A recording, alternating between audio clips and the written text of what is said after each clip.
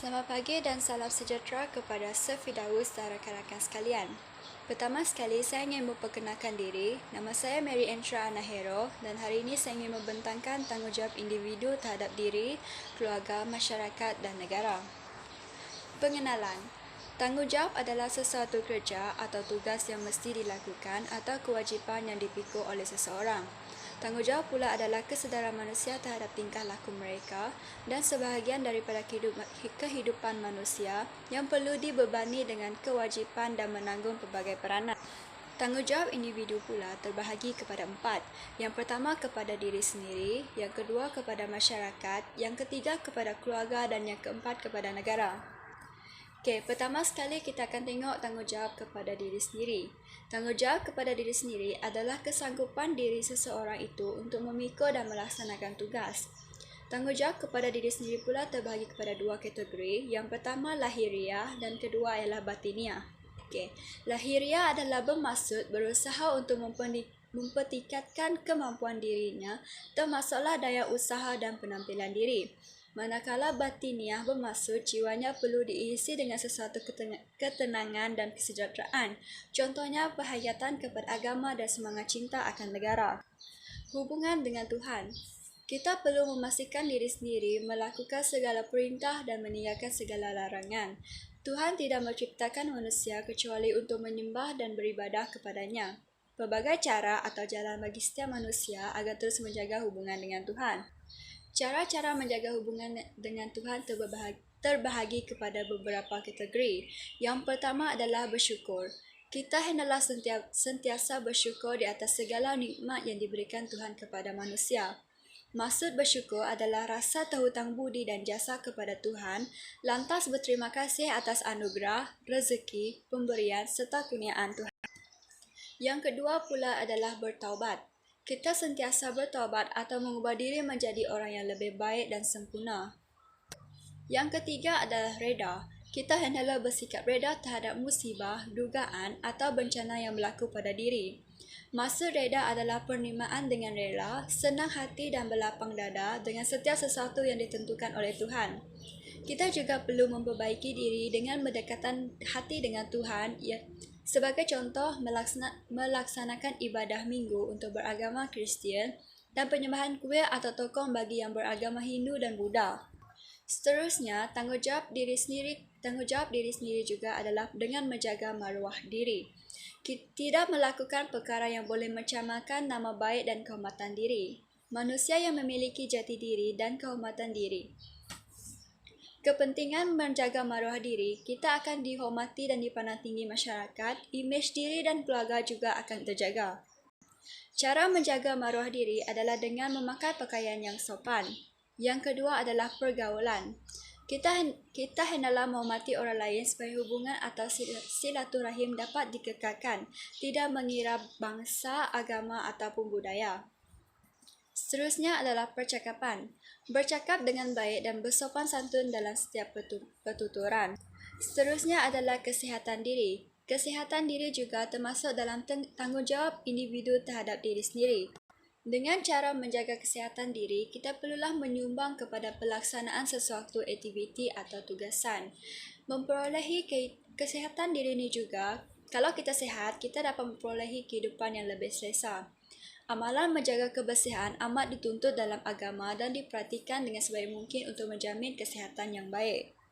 Cara menjaga kesihatan diri yang pertama adalah menjaga kebersihan. Mendisiplinkan diri menjaga kebersihan demi mendapatkan kesihatan yang baik. Sebagai contoh, kita perlulah mandi 2 kali sehari, mencuci gigi ataupun mencuci tangan dan mencuci muka setelah kita sentuh apa-apa tempat bagi mengelakkan kuman melekat di badan dan menyebabkan kita sakit. Seterusnya adalah menjaga pemakanan. Menjaga pemakanan ini ialah membantu mengekalkan kesihatan tubuh badan dan menghindari tubuh badan terkena sebarang penyakit. Seterusnya adalah rehat yang mencukupi. Rehat adalah dapat mengurangkan tekanan serta memberikan ketenangan kepada tubuh badan dan minda. Kalau kita berehat juga, ia dapat membantu kelancaran proses metabolisme badan. Tambahan pula bersenam. Bersenam sekurang-kurangnya 2 kali seminggu untuk mengekalkan kesihatan badan serta menguatkan anggota badan. Seterusnya adalah ilmu. Kefahaman dan penguasaan terhadap sesuatu perkara yang boleh dipertuturkan, mempunyai nilai kebenaran serta berkembang dan diperolehi melalui kajian.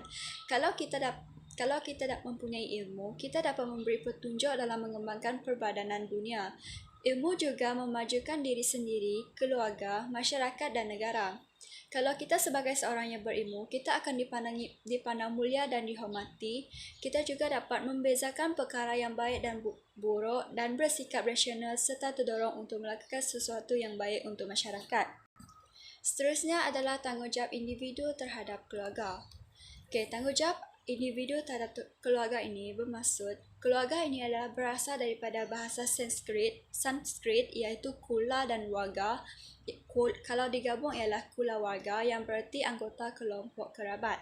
Keluarga ialah memiliki hubungan darah bersatu dan mempunyai perhubungan keturunan antara satu sama lain. Tanggungjawab individu terhadap keluarga bermaksud kewajipan yang harus dilaksanakan oleh setiap individu untuk mewujudkan keluarga yang bahagia, meningkatkan imej dan menjaga maruah keluarga. Sebagai contoh, anak perlu menjaga, mentaati, menghormati dan membantu ibu bapa, manakala tanggungjawab ayah ialah memberikan perlindungan, nafkah, kasih sayang dan didikan kepada isteri dan anak-anaknya. Tanggungjawab individu terhadap keluarga ada 4. Yang pertama adalah memberi kasih sayang, yang kedua menghormati ibu bapa, yang ketiga menjaga nama baik keluarga, yang keempat memupuk hubungan yang baik.